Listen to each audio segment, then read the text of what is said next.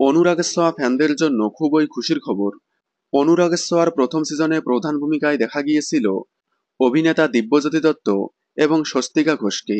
স্বস্তিকা ঘোষ এবং দিব্যজ্যোতি দত্ত দুর্দান্ত অভিনয় করে বেস্ট অ্যাক্টর অ্যাক্ট্রেসের অ্যাওয়ার্ড জিতে নিয়েছেন। শুধু তাই নয়, দিব্যজ্যোতি দত্ত অনুরাগেশ্বর মাধ্যমে এত জনপ্রিয়তা পেয়েছে যে বড় পর্দায় ডেবিউ করেছেন তিনি।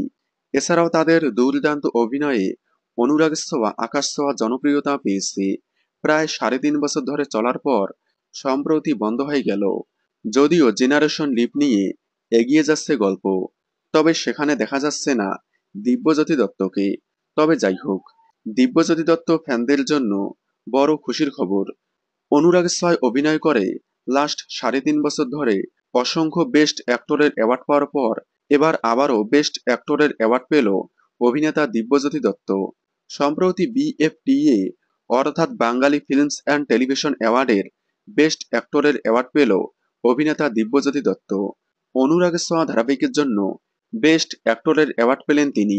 আগামী 13ই সেপ্টেম্বর সায়েন্স সিটি অডিটোরিয়ামে অ্যাওয়ার্ড দেওয়া হবে। অনুরাগ ছোঁয়ার জন্য বেস্ট অ্যাক্টরের অ্যাওয়ার্ড পাওয়ায় আপনারা কতটা খুশি হয়েছেন কমেন্টে জানাবেন। বাংলা বিনোদনের এই ধরনের সকল আপডেট সবার আগে পেতে চ্যানেলটি সাবস্ক্রাইব করে পাশে থাকা বেল আইকনটি বাজিয়ে দিন।